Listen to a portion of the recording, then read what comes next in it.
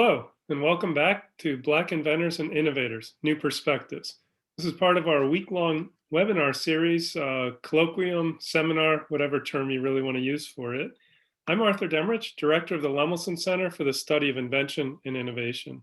I want to start by really welcoming and thanking our speakers, the moderator, and you, the audience, the participants from across the United States and beyond. An annual New Perspectives Symposium and workshop has been held by the Lemelson Center since the mid-1990s. This is our first chance to really bring it to a much broader and wider audience. So I suppose that's one form of a silver lining to the otherwise really tough 2020, the catastrophe of the corona pandemic, and other issues that have come to the fore that we're going to be discussing today. If you have not participated in a Zoom webinar previously, I have a couple of suggestions for you. First off, you can select the view. If you go to the upper right corner, you'd get 3 dots. And in that, we recommend while the speakers are speaking to go speaker view. We'll set that for you, but you can, of course, change it on your own computer. And then once we switch into more of a panel discussion, to switch it over to panelist view, so you can see the 2 speakers and moderator on screen at the same time. Second, we welcome and encourage you to ask questions. So there is a little button called Q&A that's probably at the bottom of your screen. If you click that or tap that, it'll open up a separate kind of box or window, and then you can enter a question that our moderator will bring to the panelists. Also, there is a chat feature in which you can discuss, raise points, or ask questions of a technical nature that our staff are monitoring. Those are visible to everyone who's participating, just so you know. And finally, we are recording this session. We are not recording you, the attendees, but we're recording the speakers and the slides. And those recordings will be available in about 2 weeks on the conference webpage, once we've synced up the captioning for people who are hearing impaired. So the Lemelson Center is a team that's located within the larger National Museum of American History. It was founded in 1995, thanks to the philanthropic generosity of Jerome Lemelson and his family. Lemelson was an independent inventor who saw invention as a pathway to success, a pathway for individuals, and in his mind, everyone, not just wealthy or white people, a pathway to success for them as individuals, a pathway to growth and economic prosperity for their communities, and an important kind of differentiator of what it is that made America historically unique worldwide. And for that, we're grateful to Lemelson and his family. We're also thankful the Lemelson Foundation provided some financial support for this webinar to help bring it to a broader audience. The Lemelson Center has a vision of a world in which everyone is inventive and contributes to innovation. We work to achieve that vision through our museum exhibits, through Spark Lab, an image of which you see behind me.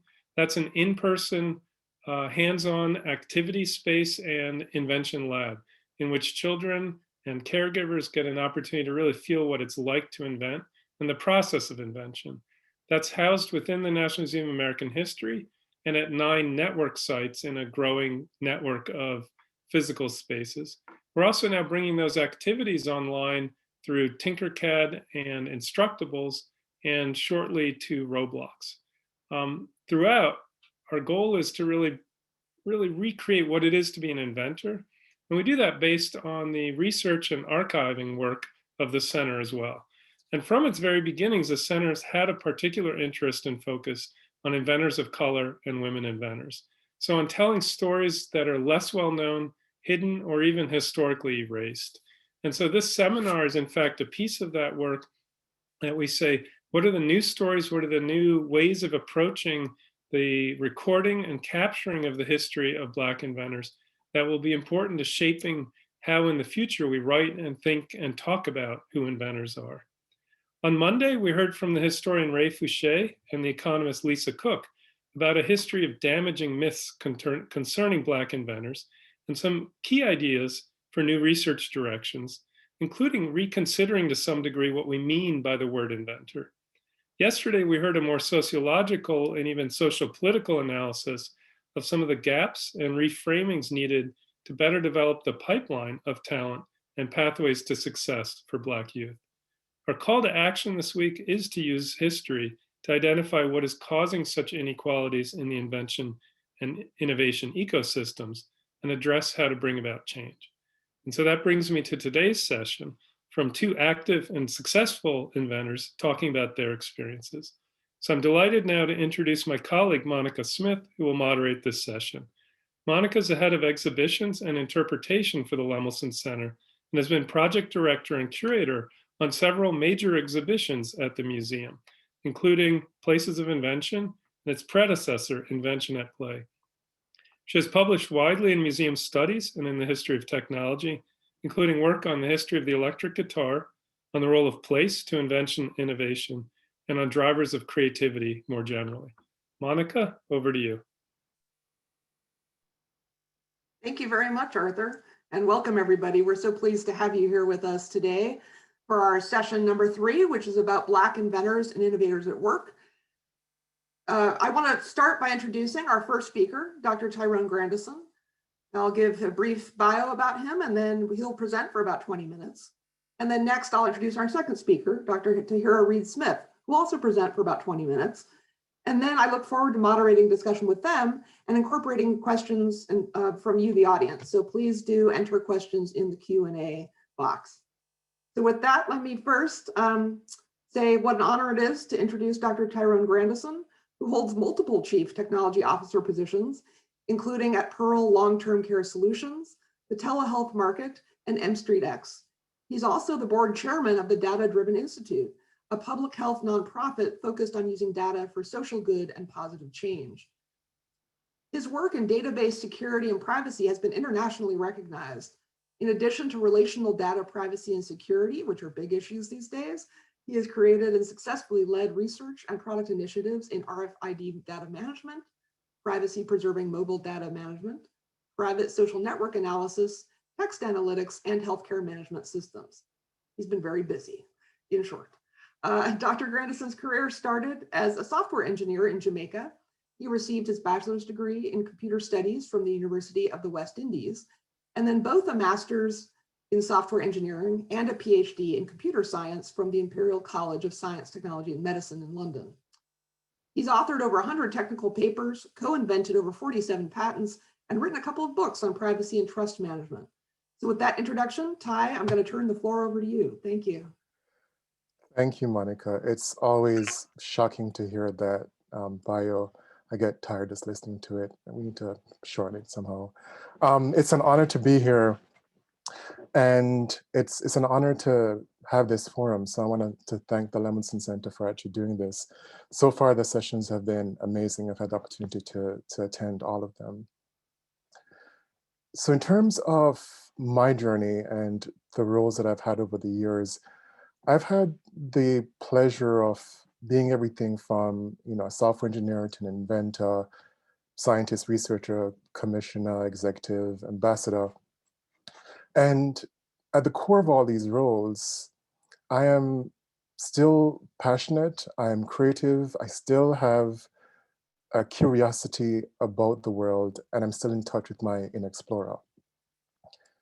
And one of the most amazing things on earth is to watch a child as they discover, explore, and test the boundaries of the world. If it's your child or your niece and nephew, you can see the joy in their face and in their body. You can recognize their innate creativity, and you realize that we all start off this way. We're all born curious, creative, questioning, testing, natural explorers, natural problem solvers. We're all inventive.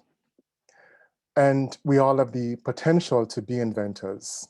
However, somewhere along the line, the path of growing up, some of these characteristics seem to dim. Some even go as far as to say that creativity and problem solving and the inventive potential actually completely gets lost in most people. Fortunately, new evidence points us to the fact that it's not lost per se, but it's dimmed, it's suppressed. And it's suppressed by the environment that we're actually in. And the environment is actually defined by the people, the biases and upbringing and lived experiences that make up this ecosystem, the policies that lay out how we can lawfully operate in this environment, the processes that dictate how things get done, the institutions that reinforce the policies and people's perceptions, and the practices within these institutions that cement it all together. So you can probably guess that this environment manifests itself differently if you're Black versus not Black.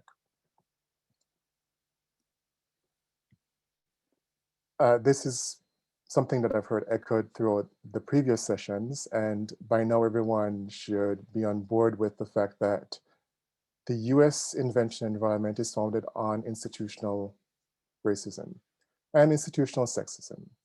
And the environment has for many years defined who is viewed as an inventor, what are the possible set of things that are deemed inventions, and who can actually impact or benefit from these inventions. For those of us who are Black, this is not new, it's not news.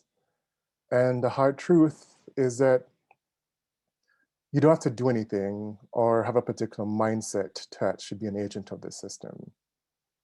Your benefits are a function of your proximity to whiteness, and your visibility of the harms that the system does is also a function of your proximity to whiteness. Two quick examples. The first is the US Census that was created to enumerate the number of Americans back when the Constitution was written. And at the start of it, at the time, enslaved people were 3/5 of a white man. Now, codifying that perception into policy and then creating an institution to cement the practice of undercounting of Black people was intentional.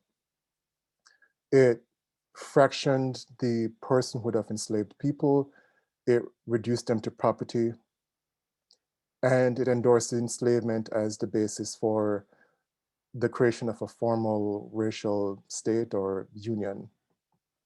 So today, it shouldn't be a surprise that at work, a Black man earns 60 to 70 cents for every dollar that a white man earns. Again, 3/5 to 7/10. And you can all trace this back to the 3/5 compromise and the systems, the policies, and institutions put into place to reinforce it. Until recently, the US Patent and Trademark Office has a long and well-documented history, track record really, of putting legal roadblocks to stop Black inventors from being named on patents. The Lemelson Center has done an amazing job at documenting the lost histories of African-American inventors. Thank you to Monica and team. And we know that there are lots of ideas, lots of inventions that at the time were stolen. So it's no surprise that, at work in 2020, we still have the same systemic realities in place. We have mindset of people that personally questions me because inventors should not look like me, that tries to reappropriate and claim my invention, my work as somebody else's, that intentionally and unintentionally puts me down, that has very little support structures for the efforts that I'm trying to get off the ground, that has very little understanding or empathy for my cultural context, being American immigrant, first generation, and that views me as an inferior other, an other Black person before they realize that I'm the other Black Afro-Caribbean person, and practices that consistently rates my work and performance as substandard, while on production standards, I'm actually outproducing peers, and actually supports me exiting those environments because it's just uncomfortable for that environment to support or hold me. So in spite of that, why do I keep going on? Why do I keep on inventing? And the reason is quite simple. It's because I have a problem that is bothering me that I need and want to solve. That's like my primary driving force. I have constraints. And again, if anyone knows anything about being poor or marginalized, when you have limits or constraints on a certain space, you have to be creative. You have to be inventive to actually survive. And that in turn talks or speaks to my lived experience with that problem and with those particular constraints. And while I was actually preparing for this talk and when I was writing this down, it just made sense that these three things are not, special or unique to me, but they are what most Black Americans not born into, affluence actually experience. Now you marry these three things with passion and with some encouragement and support, and voila, you have an inventor, if you can interpret the word in the contemporary sense. Now, where did it all start for me? So back in high school, there are two definitive incidents that set me on this particular path.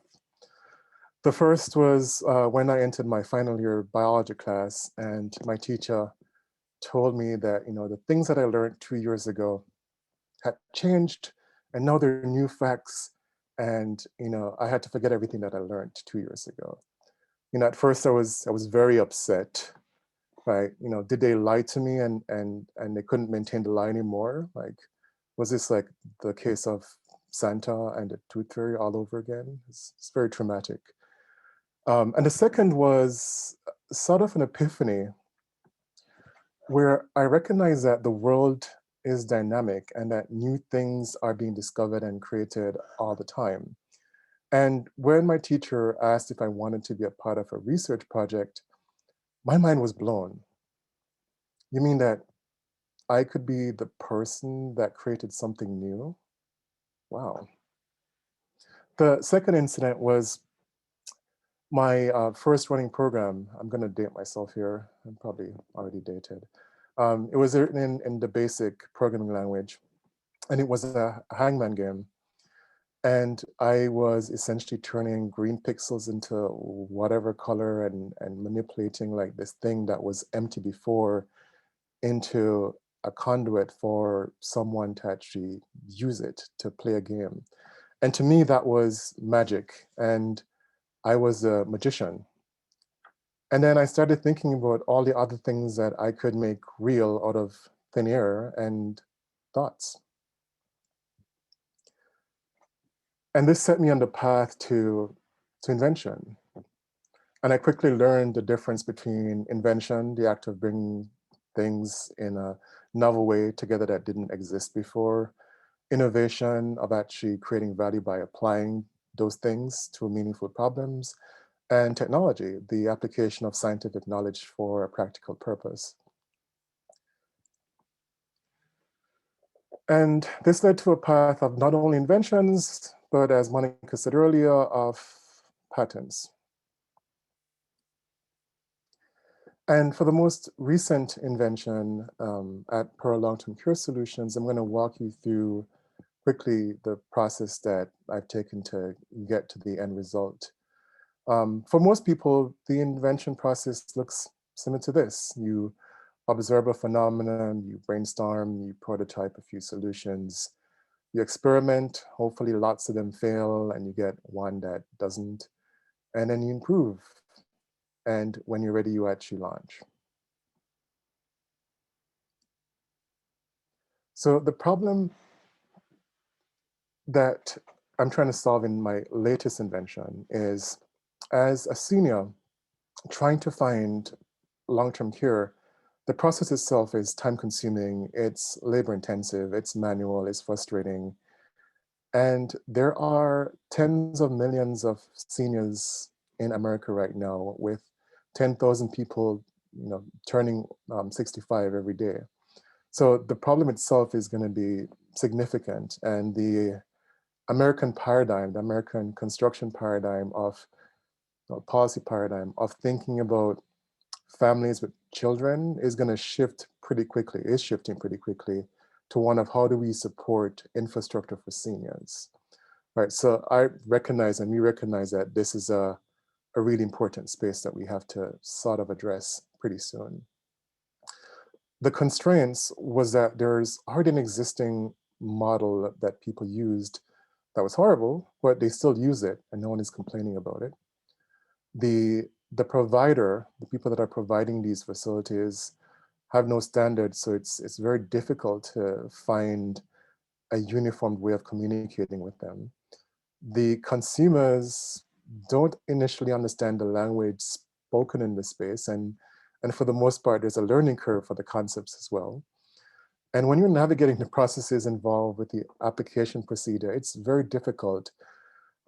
It took me, and I have experience in health policy, spent over a decade in it. It took me quite a while to help family members just to navigate the basics. Add to that the fact that the industry is heavily regulated and payment management is thorny, depending upon if it's Medicare, Medicaid, or private insurance.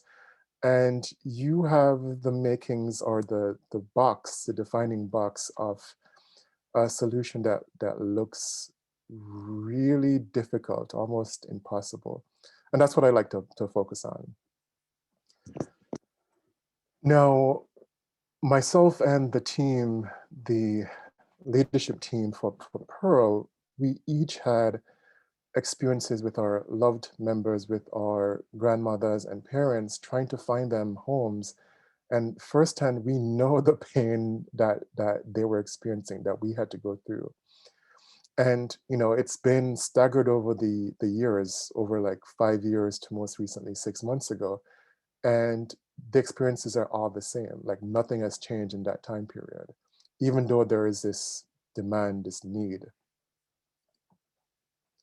So the steps that I'm taking with this particular invention, and it kind of mirrors the typical steps that you find that people consider the inventive process itself, is that I get really clear on what the problem is.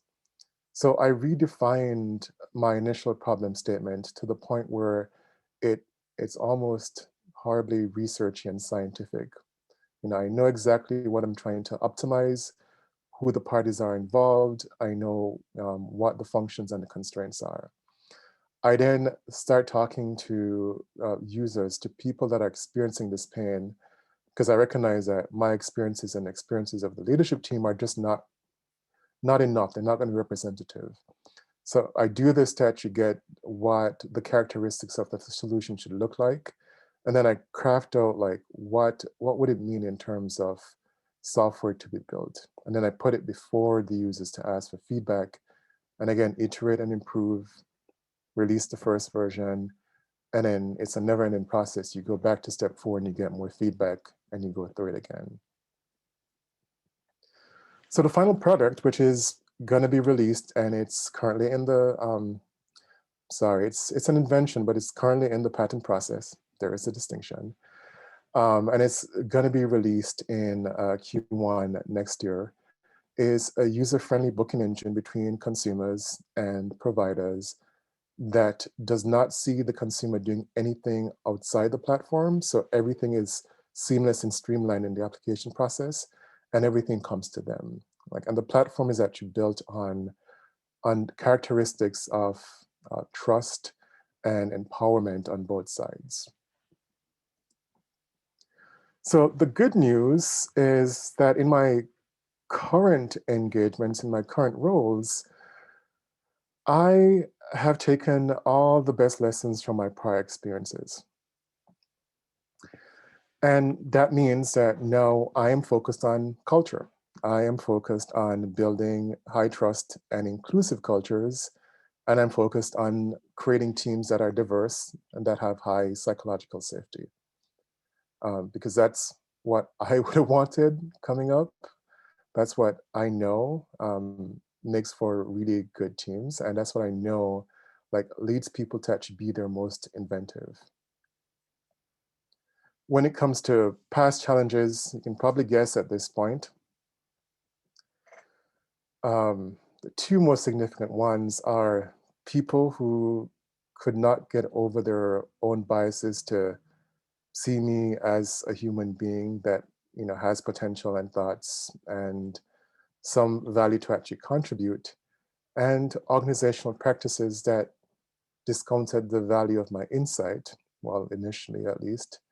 And then, you know, a few years later, reach back out and ask, hey, are you still working on that particular solution you told me about 3-4 years ago? Because now they see the value and the need, and they probably got some insight from a friend of a friend. And that's perfectly fine. But it hurts while going through it. It should be clear to everyone now from the previous 2 sessions that the reality is not what it should be. My ask is from everyone present, everyone on this webinar, to actively take steps to move to a liberation model where all inventors have no barriers to manifesting their potential. Thank you so much for your time.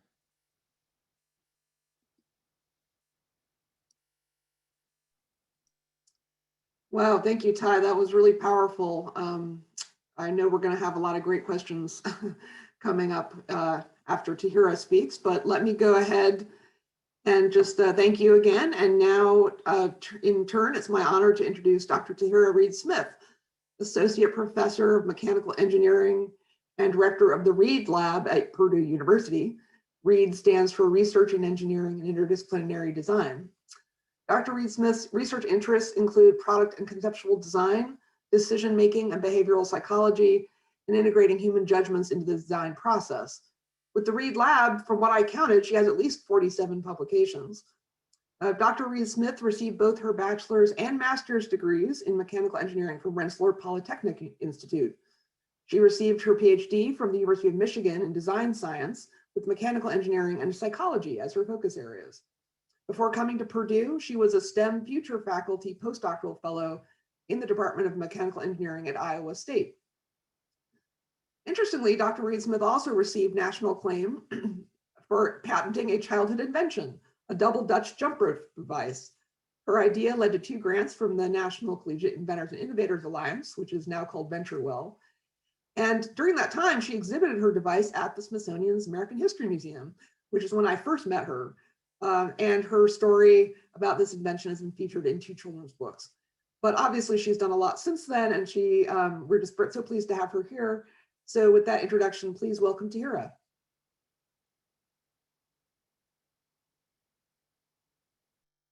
Unmute. Hi, thank you for that introduction. If I could just, okay, I can share my screen. I can see my Zoom link. All right, can you all see my screen? Can you all see that? Yes. Good. All right, so I'm so honored to be here, and I decided to call this presentation Notice Innovation Part 2. I did a TEDx talk in 2012, and I called it Notice Innovation, and mentioned some of the things that I will hear in an 8-minute format, but this goes in more depth and it's contextualized for this talk. Monica covered all of my background well. This is all the stuff that shows up on the CV or on the website. I'm actually a visiting scholar at NASA as well. I'm on sabbatical this year at Purdue, and for that time, some of the time I'm with NASA. However, I wanted to share some fun quotes that I've heard over the years about myself from different people. One of them you'll actually hear a lot about, and the Lemelson Center may already know who this particular name is. First one, Bert Swersey, lecturer at RPI. During my undergraduate years, he would always say, Tahira, you're my hero, you're my hero. And it has a lot to do with some of the successes that I had as an undergrad, and I'll cover some of that here. And then at the graduate level, I heard someone I respect said to me, Tahira, you're a round peg trying to fit into a square hole. And that statement helped me to realize I had to make a choice in a particular path I wanted to take in my research and in my work. And that helped me realize that actually I know what I want to do, and I'm going to pursue this design science program PhD. And met someone else that didn't know much about me, and he said, Tahira, you know, when 99% of people do things one way, you tend to do it your own way. And this last quote, Dr. James Holly kept saying this over and over yesterday, and I was like, I have been told this thing he has said about Black people are successful. A person said to me, Tahira, you're a unicorn. And I said, oh, he is so spot on. This is the thing that people say, right? But anyhow, I just thought I wanted to share that because it'll kind of make sense as I go along. But as I reflect and think about my overall journey, where I am today, and you know, when I just sat down and thought about this, particularly when I had to speak to a group of Black graduate students and other minoritized groups, and I realized this slide here, you know, who you are, where you were born, the family you were born into, where you were raised, all of that is perfectly designed. It helps to shape your perspectives. It allows you to interact. I know for me, interact with people from all walks of life. You get creative ideas. And yesterday during the session, Dr. Amy Slatton, I hope I'm not saying her name wrong, she made this comment: we need to make students comfortable with coming to the engineering classroom as they are. And this is so spot on. So a little bit about me. So this is sort of background foreshadowing. About me, I'm from Bronx, New York, grew up there. I was pleased to hear Tyrone talk about his Jamaican heritage. I was born in New York City, but raised by Jamaican grandparents, parents. I mean, all my extended family, all Jamaican folks. In this picture is me. Some people may not even recognize what that is hanging up on the wall if you're born at a certain time. But in this picture is a photo of me, my paternal grandmother, who I'm sitting on her lap, and next to her is my maternal grandmother, and then her sister, who's my great aunt. And so I grew up in an extended family. I didn't even know what a nuclear family was. I remember going to school and people saying, oh, there's only 4 people in my family, and there's 5 people. I'm like, why are their families so small? Because I grew up with my grandfather, grandmother, my aunt. The next block over was my grandfather's sister and several of her descendants, another few blocks over. I mean, so I grew up in a very large extended family. And especially in New York City, the area that I lived in, I got to see a lot of creativity. I grew up watching MacGyver. I saw people coming up with creative ways to solve problems, similar to what Tyrone mentioned. My grandfather, he would make things with his bare hands and build it up. I saw my grandmother do that. I saw people get inventive, and you know, when the dollar vans, and that, you know, New York City, they had the dollar van. So instead of waiting for the bus, you just paid $1 to someone driving this van. A lot of them were Caribbean descent. I saw women redesigning, you know, Ked sneakers and designing them into something fashionable and selling them on the street. So I saw a lot of creativity and all of that growing up. But one of the things that I did enjoy doing growing up was playing an activity called double dutch jump rope. I learned at age 5 in the 80s. It was a big deal. McDonald's had commercials on this. It was just what you did. Like if you didn't know how to jump double dutch, you were just like not in the cool club. And that's just how it was.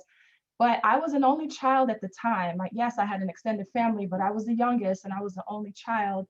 And I really, really enjoyed it and loved playing, but you know, I didn't always get enough time to do that. And so one day though, in the 3rd grade, there was a poster contest. I attended PS 97 in the Bronx. And at the time, what was going on in history at the time, the Space Shuttle Challenger disaster had just happened. But at school, it was draw a picture of something you wish you could have. And a lot of the kids were drawing things related to astronauts and rocket ships, you know, because the news, right? This is what was on TV. But me, I was like, I want a machine that can turn rope for me. And this is not the original poster. I had to recreate it. The original one was on poster board. The ropes were with yarn glued down. You know, I could not draw an arc that big at that age, but it was a very simple sketch with 3 buttons, and I got inspiration from the traffic light, you know, red, yellow, green. And I just said, I wish I had a machine that could turn the rope. And I do remember winning first prize for this in elementary school. And then in middle school, I played double dutch on a double dutch team and never thought about this, blah, blah, blah, went on to high school. And then I finally go to undergrad, pursue a bachelor's degree at Rensselaer Polytechnic Institute, also known as RPI. And my sophomore year, I had to take a class called Introduction to Engineering Design, also known as IED. And as many people might recall, in college, you always talk about which professor to take, which one not to take. And I used to always hear, you have to take it with Bert Swersey. That's the person you need to take it with. And so I made sure to pick the section that would put me in his class because I heard he was just really good. Okay, and so I'll tell you what happened. So I take the class with Bert Swersey and I have him in bright red because it was a game changer, and not because he was just a good professor. It was because when it came time to work on my project, I was thinking about obvious sports, basketball, football, and then I had this aha moment and remembered my 3rd grade idea. The theme was challenging the limits in sports and recreational activities. I'm so glad I chose that semester because other semesters, it's a different topic. Mine happened to be this one. And why was it a game changer that I chose Bert Swersey? Bert Swersey was white, Jewish, and grew up in the Bronx, and he knew what double dutch was. And he came over to me and said, Tahira, your idea is really good. It's really good. You need to get your team, you need to try to sell this to your team, because at that time you worked individually and then you were put into a team. I say it's a game changer because I think about that quote that Amy Sladen had said, I'm so sorry, I'm messing up your name, about making the engineering classroom welcoming. And it just so happened that I had an instructor that knew what it was that I was presenting. He knew it. If I had someone else, I easily could have been overlooked. The other people on the team were thinking of hand gliding and rollerblading and things like that. But I happen to have someone that culturally, he was from where I was from. He grew up in the Bronx. He knew what double dutch was, and he saw the creativity of it. I go on to file a patent. Then I get this NCIA E-Team grant. I got the first one. He was helping to facilitate a lot of that. He saw the vision, and for years, I mean, worked on this project for years. I found ways to keep working on it throughout undergrad. He would have classes like Inventor Studio. I just kept finding ways to keep working on it. Finally got it to work. I do have a clip. This is the article that was in the New York Times, the first article back. This is before YouTube and things going viral, but this is essentially what helped it to go viral of that time, because every month after that, someone kept reaching out to want to write a story about this. And it was, I think it's more the story itself, just like, wow, how cool is that? Someone thought of an idea in the 3rd grade and got to build it as an undergrad. Okay. And so I put this slide back up here because we need to make students comfortable with coming to the engineering classroom as they are, and Bert Swersey did that. Some other fun facts. This is the moment when the device finally worked for the first time. The Troy record captured this moment. That's Bert Swersey standing in the back corner there. Rest in peace. He had passed away about 3 years ago. And then Essence Magazine wrote something, Times Union, and then the Today Show caught wind of it. And the story goes that they first saw when it hit the New York Times, and they said, if it shows up on the AP wire again, contact them. So July, the Times Union was when the AP wire triggered something for the Today Show. And then the very next day they called me and said, can you come in August? And so that was, and it was shown there. And I mean, tons of stuff, like all of this happened. This is just a big shot of all the places it was featured, books and everything. patents were issued, all of that. Just so this is just sort of an overview of what happened. 3rd grade, built the prototype, got all in the news. How cool is that? Featured in this book.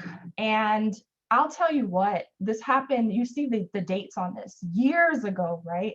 Years ago. And even as a professor, so this talk in the left corner, that's me doing notice innovation. When I get to Purdue, they don't say, hey, I want to hear about your research. I want you to talk. They say, no, I want you to talk about the stuff you did with your double Dutch machine. And they were still inviting me. I mean, you look at these dates, I'm a professor and I'm being invited to talk to school kids. I went and did a dissertation workshop for NSBE. A mentor said, please tell your story. I'm like, okay, it's a dissertation workshop. Tell your story. Okay, fine. And in the right corner is me visiting my goddaughter in New York. Her school, at this time, she was in 4th grade, and there's a story behind why this visit happened. The visit happened because when she got to 4th grade, which was 2018, my story was featured on the Common Core English and Language Arts exam for 4th graders. And so when my goddaughter got to 4th grade, it was a year after this, and someone in the class said, hey, have you heard of double Dutch? Because they were going to practice the exam with this. And she raises her hand, yes, my godmother actually made a machine. And they're like, who's your godmother? They did not tell her about this yet, but she just answered the question. And so I had to go to kind of represent and help them know, yeah, she's not telling lies. So I went there and interacted with the kids. But yeah, this was featured on a statewide exam. To this day, I don't know who featured the story. I was humbled for about 3 days. 3 days I couldn't really talk because, I mean, I could talk, but not about this, because I was just like, wow, how humbling it is to be on a statewide exam. And then I looked up how many 4th graders there were in the state of New York, and I think it was like over 100,000. And I just was like, wow. Funny thing to give you guys a laugh. So Amazon, there's a comment about the book. A parent said, you know, an excerpt from this book was on the New York State ELA test for 4th grade this year, 2017. And again, it was an excerpt. Terribly disappointed and angry that the state would use this without context for 4th graders who may not have ever heard of double Dutch. However, the book is quite well done. So that was a funny, interesting excerpt. And you could see the exam on my website at Purdue. And then from there, I go on, I get a master's at RPI, and then I go on to University of Michigan, leave Troy, New York, and I go to Ann Arbor, good old Ann Arbor, to study a PhD. And as Monica mentioned, I pursued a PhD in design science. I had Panos Papalambros for mechanical and Rich Gonzalez in psychology. This program created such a space of freedom for creative thought, that even though my project was looking at car shapes and it was doing something for Ford Motor Company, when I took the design optimization class with Panos, I was like, I want to do something with hair. I mean, I started thinking about, as a Black woman, and you're a mechanical engineer, and I have some other Black women friends who are mechanical engineers, and when we talk about hair, we talk about it very differently than maybe someone who's not a mechanical engineer. And so I was just fascinated by, can we use mechanical engineering to do something with hair?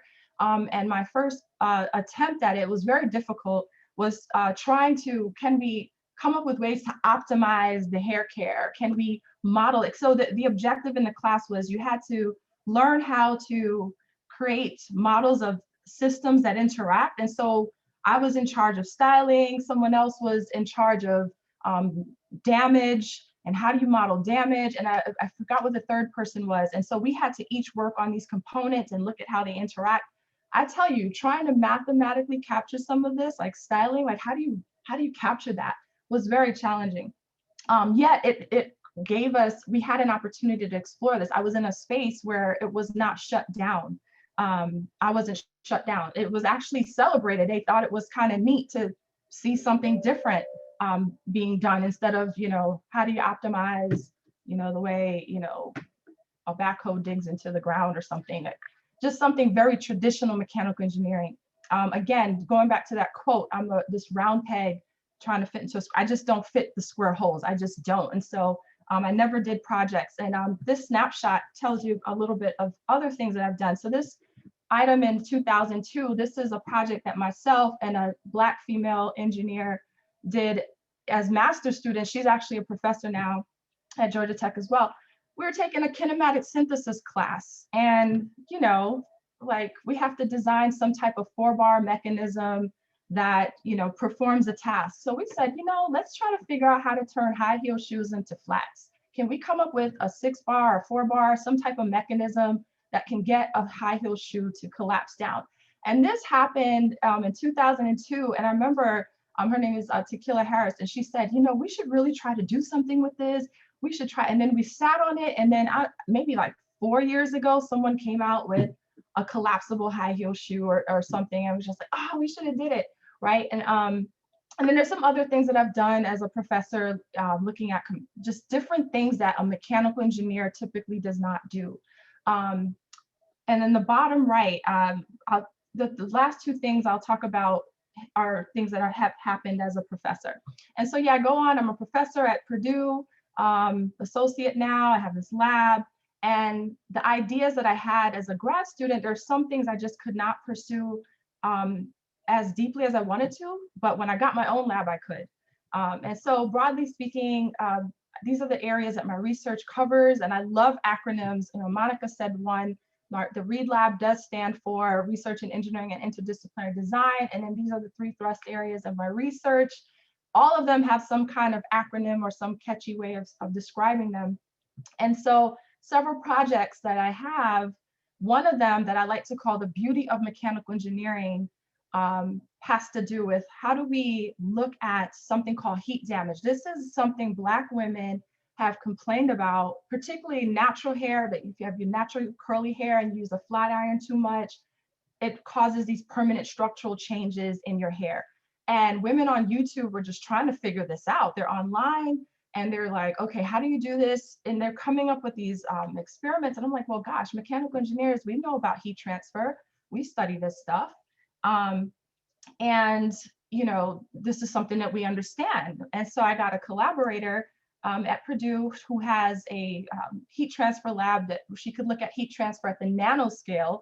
Hair is at the microscale. And so we worked together to start looking at these thermal properties of hair, especially with interest in curly hair. Now I'm gonna say one other thing. Prior to getting tenure, people had discouraged me from pursuing the ideas like, Tahira, why don't you wait till after you get tenure to pursue this idea? Why don't do your day science first? That's considered night science. Do your day science. But I think Tyrone alluded to this in his talk where he's just like, you just want to solve a problem. I mean, this thing literally burned. I was like, oh my gosh, I have to do something with this. And it's like, I knew maybe other people couldn't get it, but I knew. I was like, no, there's something to this. So I gave it to a grad student as a master's project just to kind of play around. And I also was looking for funding as well. It took P&G about 4 years, 2012, 2013, 2014, and finally 2015, they finally responded to an email and invited me to come do a seminar, and then it led to 2 years of funding. And so there is great rewards for not listening to people. Had I listened and was just, I didn't listen to, I listened to some things, but others I did not. I did what my heart felt to do. Like I won't talk about the compassionate design research, but I remember writing an NSF career proposal on that. I didn't get funded, it didn't get funded, but I remember a colleague saying, wow, like you really write about things that's in your heart to do. Like, I was like, well, what else would you do? Like this tenure thing is so intense. I better do something that I really care about. But similar here, I think this helped me get tenure, as a matter of fact. They said, wait till tenure. I think it helped me. And so, yeah, this was something I did, and so much more work to be done on it, so much more to really hit the nail on the head with some of the other details. And again, I'm a Black woman, I'm an engineer, I still see the world differently. And so culturally, hair care is a big deal, and for most Black women, I can't say all, right, but for most, it's a big deal. And so I said, why can't we turn a salon into a learning environment for Black girls? There are so few that choose engineering, period, but forget about mechanical engineering. there are so few that choose. How can we use things that are culturally relevant that we can peel back and expose the students, the girls, the moms to the engineering? People, when they think of hair care, they're always thinking of chemistry. They're always thinking, and most people, most of us, a lot of innovators, Black women who are innovators, have come up with hair products, the chemistry side. I mean, Madam C.J. Walker, I mean, all of it, a lot of it is chemistry, but no one is peeling back the onion layers to show the engineering that's happening inside the classroom, right? The curling iron, the flat iron, the, you know, the hydraulics in the chair. I mean, there's so much that can be done. And I'm going to tell you another thing. NSF has given me the hardest time pre-pandemic, right, to fund this. And talk about the boxes. I tried the informal learning spaces grant. I tried another one, the eye test, and they had all kinds of issues like, why are you only targeting 25? I was like, well, it's a pilot study. We want to learn things first. People just don't get it. But when you talk about it, people get it. But when you put it in front of funders, they don't get it. So anyhow, yeah, so that's something I hope to do next. And I mean, we're talking about creating apps. Like, picture girls in the salon with an app or you know, something that they could work on answering these questions while maybe mom's getting their hair done, or maybe while they're waiting their turn to get their hair done, or they're under the dryer. I will explain to you that when you go to the hair salon as a Black woman, you are not in and out in an hour. This is not Great Clips. You will be there about 2 hours. 2 hours is like the new quick, but you could be in there 5 hours. It could be just that long. But anyhow, just moving along. So this is just sort of where it fits in the context of things that I've done over the years and will continue to do. And as I kind of wind down this presentation, no, I'm sorry, the bottom right here is the apparatus that we use to glide a flat iron across strands of hair to simulate what it's like if someone's taking a flat iron and flat ironing their hair. This is an actual flat iron that's on this apparatus that can simulate the same kind of motion that a person would do if they're smoothing out their hair. Black academics can be stifled or robbed as innovators. The fact that a book like this exists, Ebony Omotola McGee wrote this one, and a colleague sent this article to a few of us with these highlights on some of the ways that innovation has been hindered for minoritized groups. I put the or robbed in brackets because I know of a friend, I won't say their name, a friend who had experienced having brilliant ideas and having them stolen from maybe their, you know, senior faculty or just things of that kind, and has led the person to just leave academia. This is many years ago, but I mean, this is mentioned already. Tyrone mentioned it in the context of just traditional inventions, but this happens also in academia. So closing thoughts here. How do we systematically take the limits off minoritized innovators? And I look at my life, this whole unicorn experience that I've had. There will not always be a Bert Swersey in the classroom. I'm telling you, if it was another instructor that semester, that project for the shy sophomore, Black female in the class, predominantly white male or Asian, it would not have left the notebook. There's not always a creative space like design science that I experienced where I felt the freedom to express my ideas. And I had the freedom at Purdue as well. I mean, a little bit of boldness. I mean, I'm a little bit older, a little bit more confident, but I had access to collaborators and resources to do some of these things. And I mean, in some ways, I played the game, right? If you can write proposals and you could write papers on stuff, people tend to generally leave you alone. And so I will end here. Just thank the Lemelson Center for having me, and just some of the projects and things mentioned. I just wanted to acknowledge them. Thank you.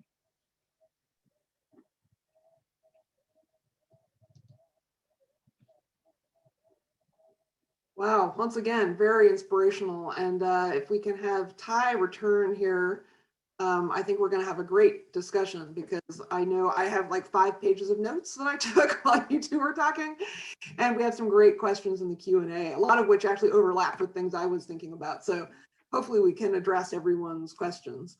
And thank you to Ty, who's already answering some of them on the side. So both of you are just, it's wonderful to hear your personal stories. I think that's just really important.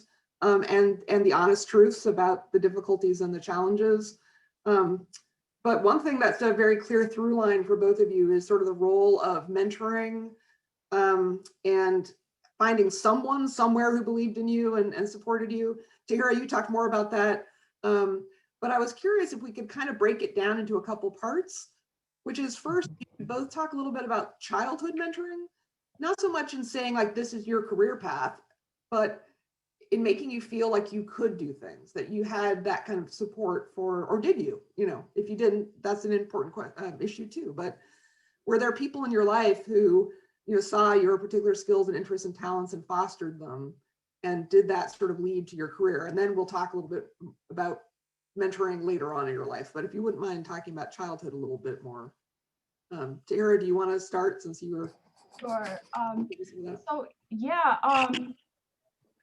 throughout school, there was always, so Bert Swersey is who I crossed paths with at the undergrad level. But I could almost say that elementary school, middle school, there was always a teacher that noticed me, that would pick me, Tahira, why don't you be a peer mentor? Or why don't you do that? Like, they noticed me, right? And so little rewards, like the 3rd grade poster contest and winning that. I don't know what the criteria was for getting first prize, but I also loved school and I was really good at school, right? I was really good at math and really enjoyed it. So, but I just always remember some teacher taking an interest. I mean, in high school, I got picked to go, there was a program called Kids to Korea, this historical context. The Rodney King verdict had come out, and there was all this tension with the riots, and there was a lot of tension between Black and Korean merchants. And so Coca-Cola, Chemical Bank, I don't even think they exist anymore, Hyundai Corporation sponsored Black kids from LA, New York City, Atlanta, and Washington, DC to go to Korea. And so I was picked the 2nd year they did it from my high school. So long story short, there's always someone that helped me know that, okay, you know, you're doing good, or just some type of encouragement. Plus at home too, my grandfather was very proud of my achievements. And so I just always liked to make him proud. So I echo Tahira's story like almost to a T, because it was the same environment when I was growing up. It was not, so I'm shy, if you probably can't tell at this point. I always grew up like not thinking, and I'm going to be real here, much of myself, like in the interim, in the early phases. And it was always a teacher, whether it was like at, you know, the first 2 levels of education, it was at high school or college. It was always someone that saw something in me that I didn't see in myself, that took the time to say, hey, there's something here. I want you to focus here. I want you to do this. I want to actually expand on this particular idea. And it was the same context. I was good at math, had amazing math teachers that pushed me and inspired me. And, you know, I also had a parents that liked academic achievement.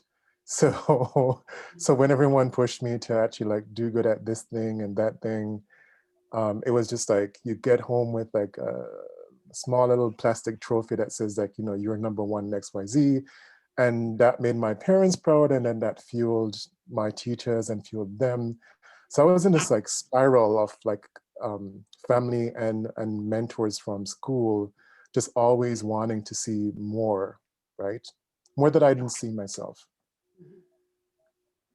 So then when you get to the university level, Tahira, you talked very much about the importance of Bert Swersey, and Tyrone, did you have sort of an equivalent person in your university? Or even grad school? Yeah, so at university, I was, at that point, I was probably self-motivated. So at that point, I took every single computer science course that the university offered. And my thing was, I'm going to learn as much as possible at this field. and I'm going to be like as knowledgeable, if not more knowledgeable than the professors. So by the time I left like my first degree, I was friends and buddies with my teachers. Like that was like a defining moment for me, because like, you know, I was able to actually work on research projects with them that at that point I didn't realize was setting the stage for, you know, all the inventions and patents that were to come afterwards. Mhm.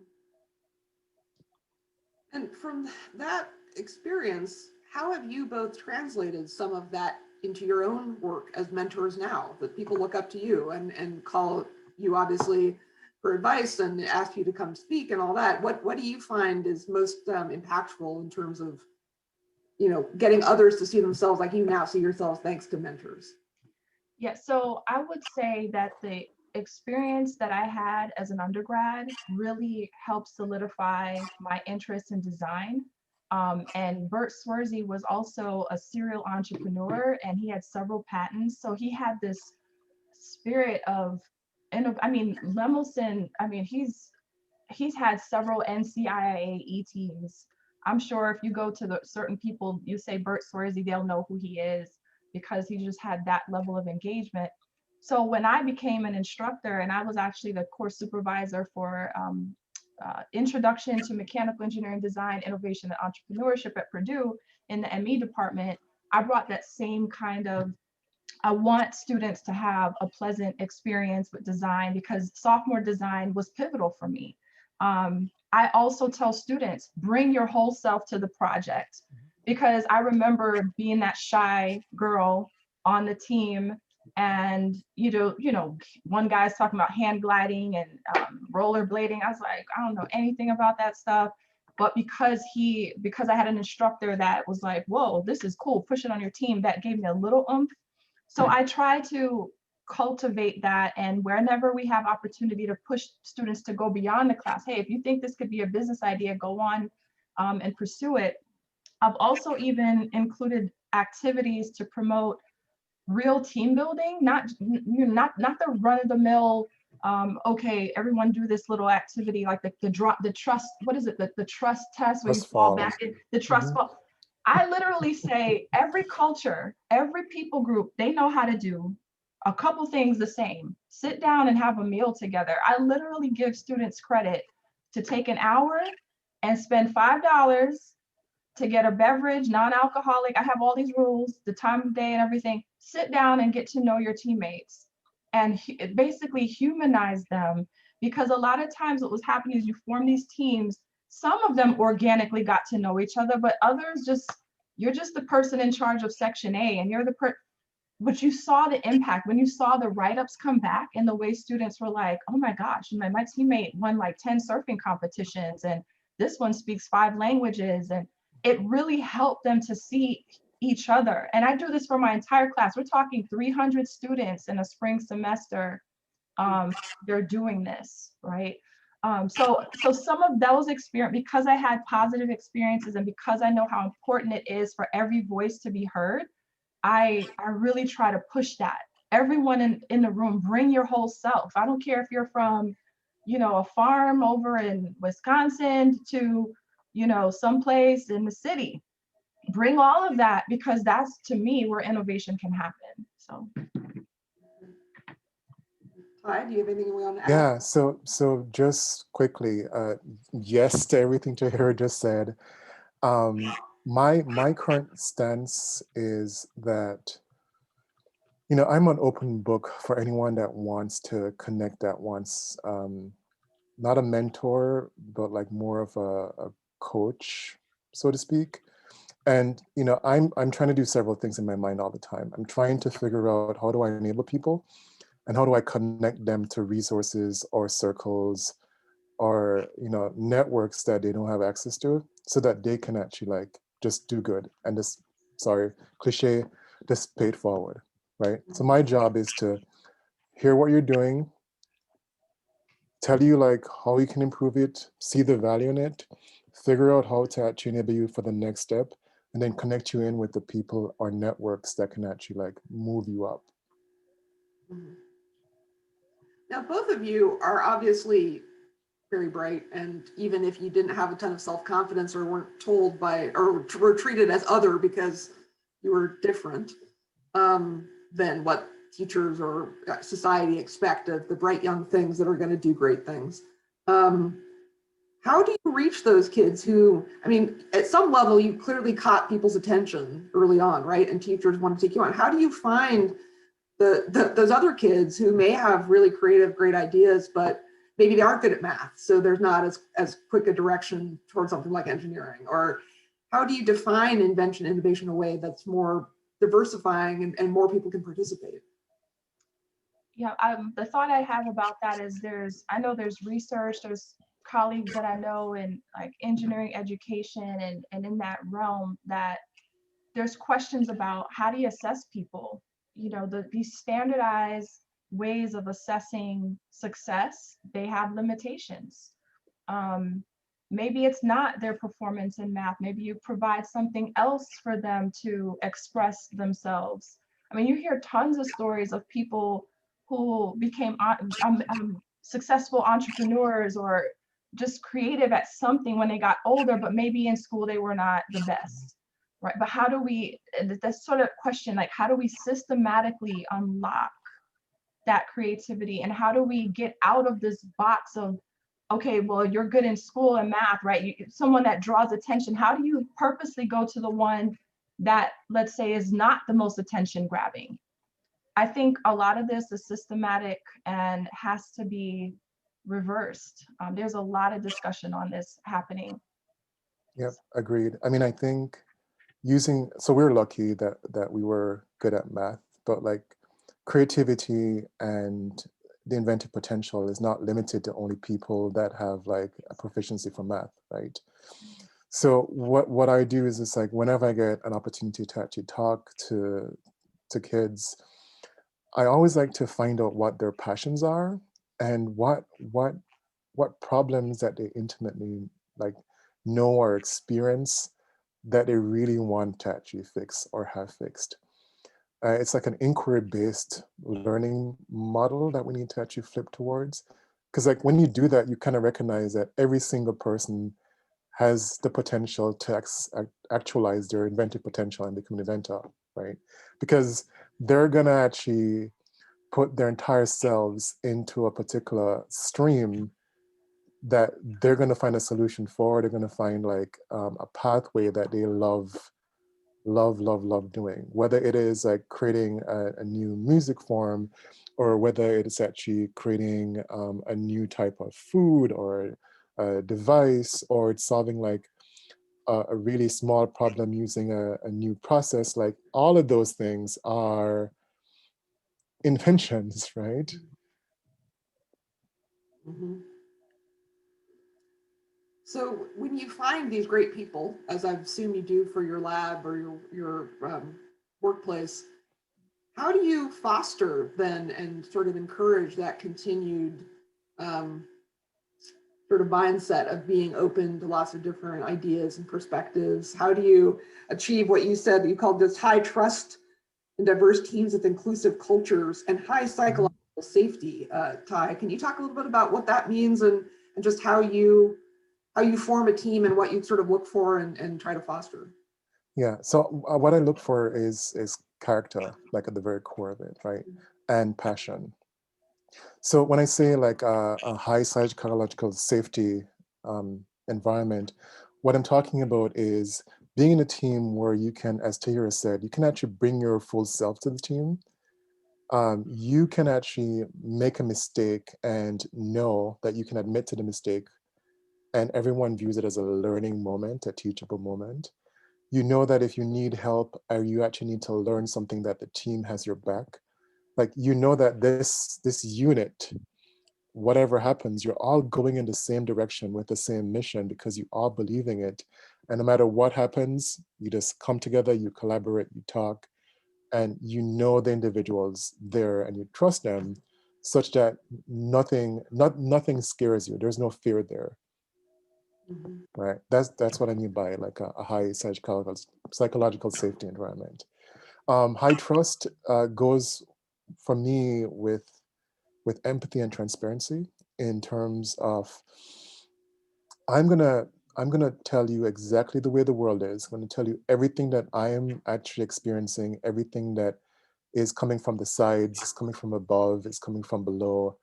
And I'm gonna trust that you're gonna hold all of this sacred, and I'm gonna trust that if there's an issue that you're having from your different dimensions, whether it's personal or professional, that you're gonna do the same thing as well.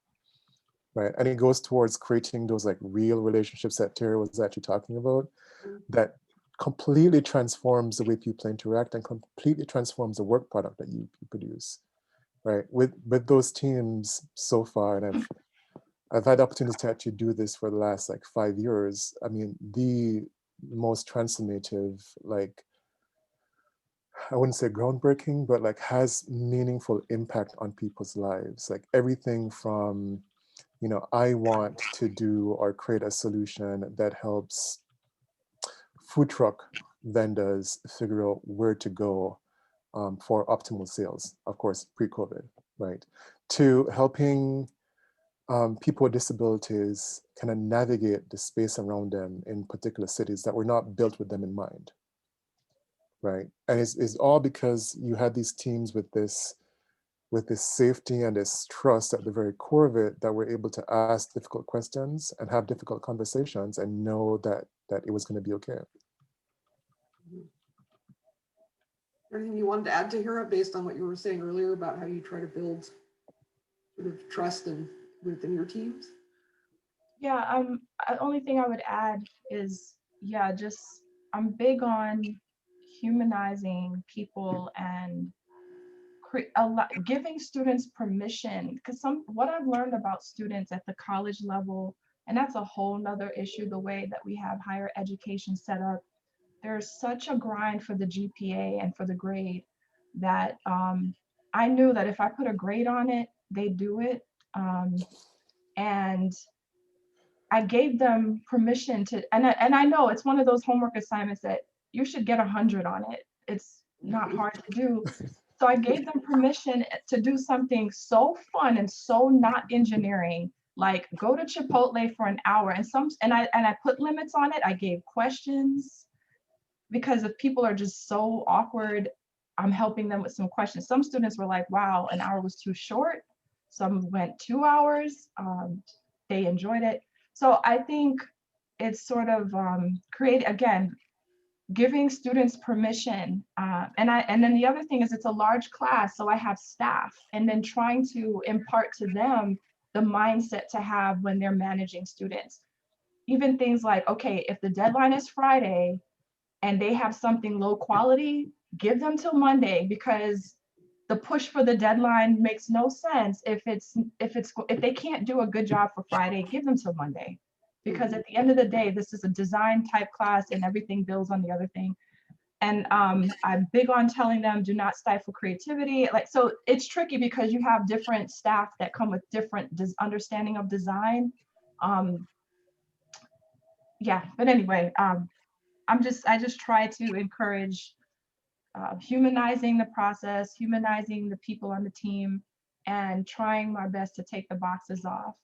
And whenever I've taught senior design, for example, I've only taught it 3 times, but each time I've had some team win like the #1 innovation award that they give at Purdue, or they give, and I think this is going to tie back to a question I see in the Q&A box about creating the space.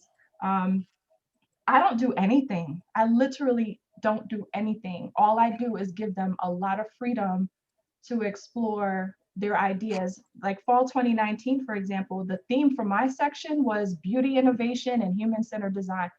And the team that won was a team of 6 students, 5 women, and they created basically a washing machine to wash makeup brushes. I mean, it was so amazing what they did. And yeah, I don't do anything. They do the work. I just say, I give them the freedom to do the things that are non-traditional and without judgment. Hopefully David Weeks, that answers. He had a question about creative spaces. Well, let's push a little bit on some of the institutional racism and sexism that you referred to, both of you. And that's such a huge roadblock for so many people. because there seems to be evidence that there are more women and minorities going into the STEM pipeline, but they're not staying, or they feel somehow that they're being left out, treated as other, not listened to, all the things that Ty sort of laid out. Can you talk a little bit about how do we change some of that? I mean, have you seen or had ways yourself where you've sort of been able to push successfully against some of those systemic issues? Yeah, so I'll tell you a little bit about Black in engineering. So there's a group of Black engineering faculty that gathered just this year, shortly after the George Floyd situation. I think if you go to blackinengineering.org, that should be the website.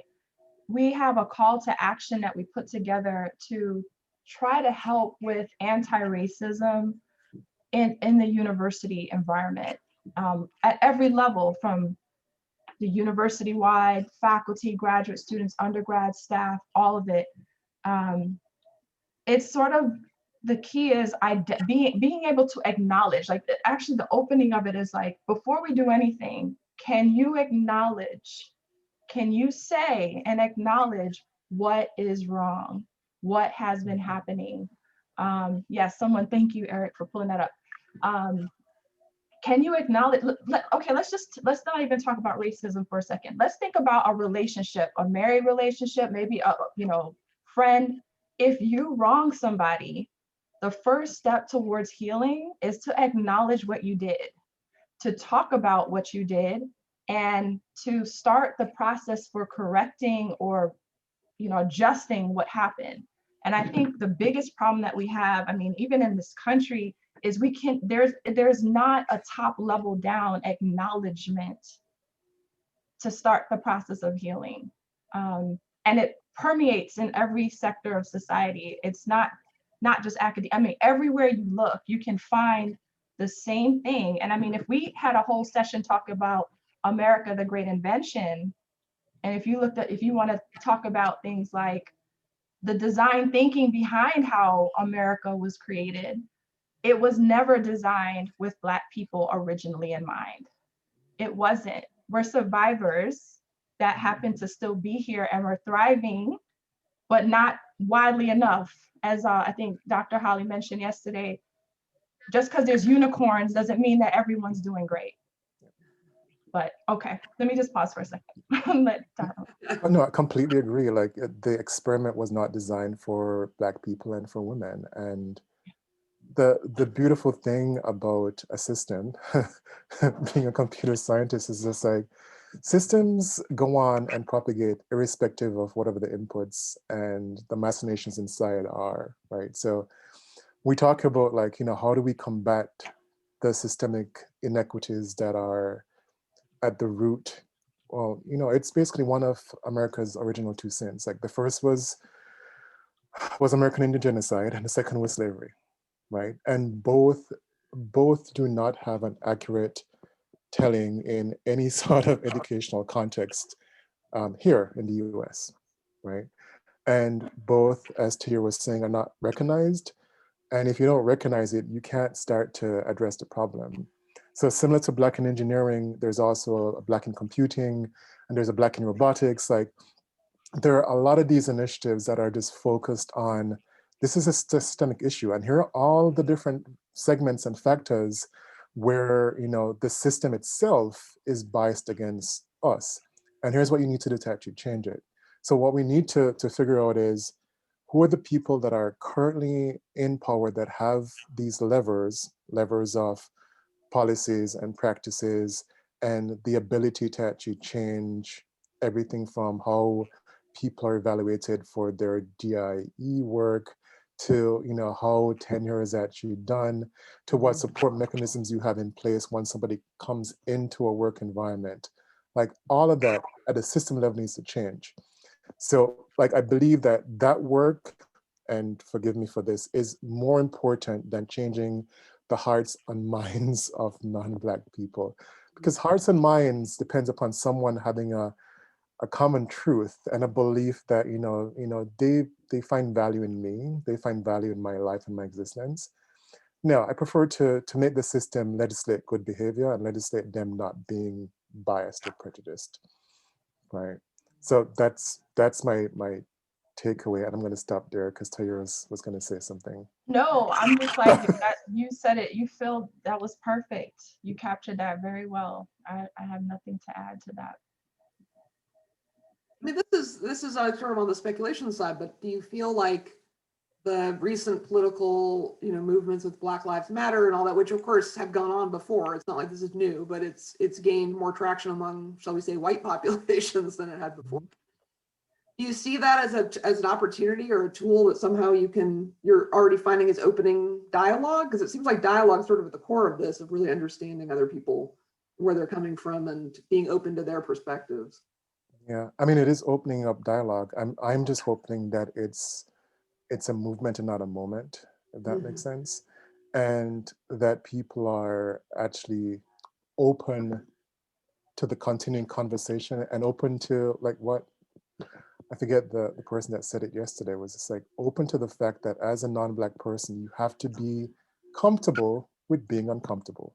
Like, this discomfort is warranted and it's natural, and you're gonna have to work through it. Like, if you're Black, you live through the harms of it, you see the realities of it, you've heard people deny the existence of everything, and you heard, well, this unicorn did it, that unicorn did it, why can't you? Well, this person from this other race did it, this person this other race did it, why can't your race do it? And like, the arguments on the face are just filled with so many fallacies and biases that I don't even wade into that discussion anymore. Right. Yeah, I agree that a lot of dialogue is happening. A lot of people are increasingly sensitized more now. The pandemic made everyone stay home and watch and see things that they may have missed. George Floyd seemed to have been the greatest catalyst of, whoa, this thing happens. Whoa. I mean, this has been going on, but it was like, you just never got front row seats like that. And that version of a knee on the neck is happening in every other area of life as well. But I love, there's a slide that Ty put up with the showing equity, equality, that is so key. If people understood that, then there's so much that we could do differently. Well, as we're getting close to wrapping up here, I hope I've touched on at least the questions that have been coming in different ways. But how do you get young students excited about inventing? How do we show them more people that are not just, we typically share the same stories of 10 Black inventors, mostly 19th century, even of white inventors. Frankly, we talk about dead white inventors too. Like, how do we make this a more real thing for kids, that they can actually see people like themselves and feel more empowered because they know there are other people out there like them? So I love your initiative at the Lemelson Center on the lost histories of African American inventors. And I think you need to scale it out. You need to blow that out to say, like, who are the current existing living Black inventors, showcase their stories, and actually provide or figure out a forum where they can actually be before kids and high schoolers, right? I mean, that's the only way, unless you see someone and unless somebody actually takes an active interest in you, it's not going to happen. And unless there's an ecosystem or platform to do that and support Black inventors and support a pipeline of Black inventors, it's not going to happen. And apart from the Lemelson Center, I know of nowhere else where this is probably possible. Yeah, I remember a similar question, different. It was more from an entrepreneurial standpoint. So Ben and Jerry's, they showed this powerful statement months ago. It may still be on their website. I didn't realize how bold Ben and Jerry's, just a little ice cream company from Vermont, how bold they are on a lot of things. And they had a whole thing like end white supremacy and this whole plan of what the United States should do. And I circled back with a friend that I respect, who's an entrepreneur and academic as well. And I was like, what do you think about this? He was like, Ben and Jerry's needs to turn around and go to Black communities and allow and open up Ben and Jerry's in Black communities and teach kids on how to be entrepreneurs. And so he kind of, yeah, this is great what they wrote up, but as a business, what are they doing? And so I guess to answer the question is, how do we get corporations that are dishing out billions or millions to these initiatives to, you know, help with, you know, this movement or that movement, to do some roll up the sleeves type work? And how do we get kids on a path from a very young age to be thinking of themselves as entrepreneurs and inventors and creators? I think the places people, you know, yes, Lemelson, you're doing great. Some universities are doing great, but we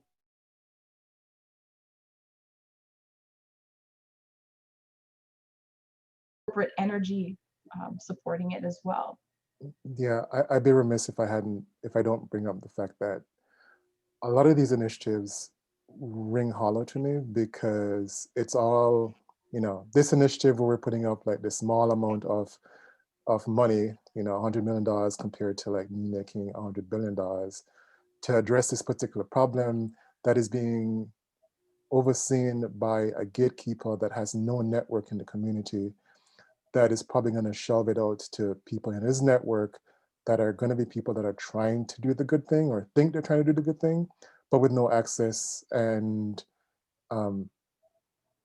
with probably the wrong attitude, right, to get it done.